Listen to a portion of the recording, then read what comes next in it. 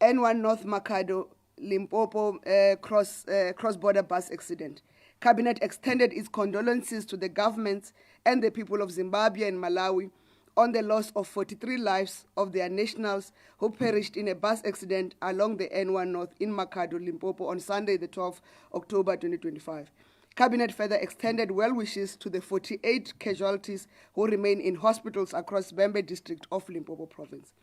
Cabinet is saddened to note that this accident was unnecessary and preventable if the road traffic regulations were adhered to and enforced, and called on all road users, in particular public transport users, to obey the law by using only roadworthy vehicles, avoid overloading of both passengers and luggage, and driving safely.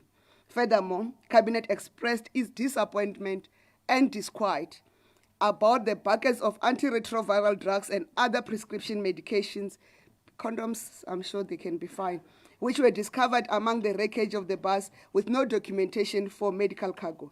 A full-scale investigation has been launched, and law enforcement agencies are also treating this accident as a potential case of pharmaceutical smuggling. The theft of prescription medicine, in particular ARVs, also undermines the fight against an HIV-free region, because people who are using those medications, because they are not continuous, they are going to develop resistance, and thus creating a problem for the fight against ARV. And South Africa, as the largest, as a country facing the largest HIV pandemic, are going to be worst hit by that. So as South Africans, we need to stand strongly against those who steal our medication. Cabinet calls on all foreign nationals to be well-mannered guests in South Africa, and reminds everyone that it took a lot of effort to stop the recent unsavory treatment meted out against foreign nationals at local clinics. Unfortunately, the proof that confirms brazen theft of medicines from the government clinics do not assist efforts to restore conditions for foreign nationals to access public health care in South Africa. Cabinet extended its appreciation to the Limpopo provincial government for its swift response in providing medical treatment to the injured and the recovery of the remains of the deceased. Yes, indeed, the presidency has announced that the Inspector General of Intelligence has been put on suspension because the Joint Standing Committee on Intelligence is initiating or has initiated an investigation against him, and the statement of the President clarifies the conditions under which the Inspector General can be suspended. So I'll refer you to that statement. And then you raise an issue of the capacity of state security, but also capacity of crime intelligence, given the situation in universities of higher learning, institutions of higher learning, excuse me. So university institutions and their students are fighting. They have their own disagreements, and it results in what it has resulted in.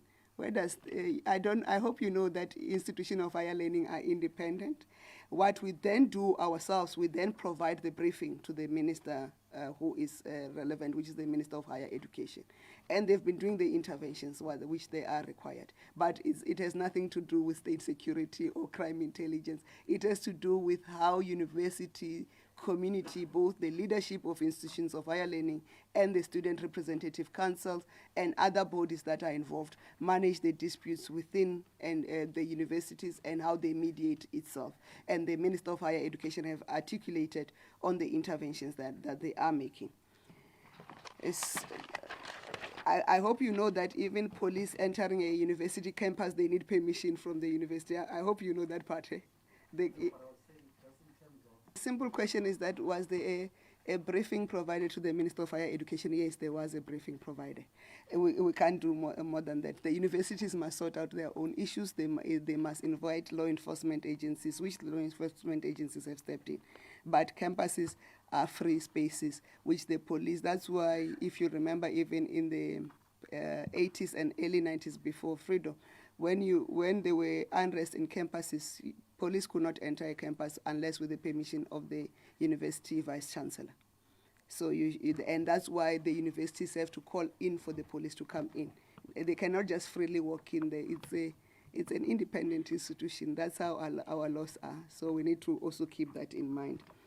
And there was also another question on the ministers being allegations made. Ministers are not immune for allegations being leveled against them. The president has acted, he has constituted a commission of inquiry to go to the veracity of the allegation. And the fact that an allegation is made, it doesn't necessarily mean that you are guilty.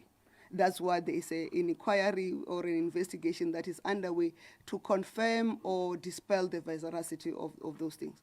Because you can just wake up and make an allegation against me as Khumbudzo Ntshavheni without even knowing me from a bar of soap. And therefore, government does not work on rumor mills. Government must work on facts, and that's what our justice system requires. That's where fairness requires. That's what our constitution provides for.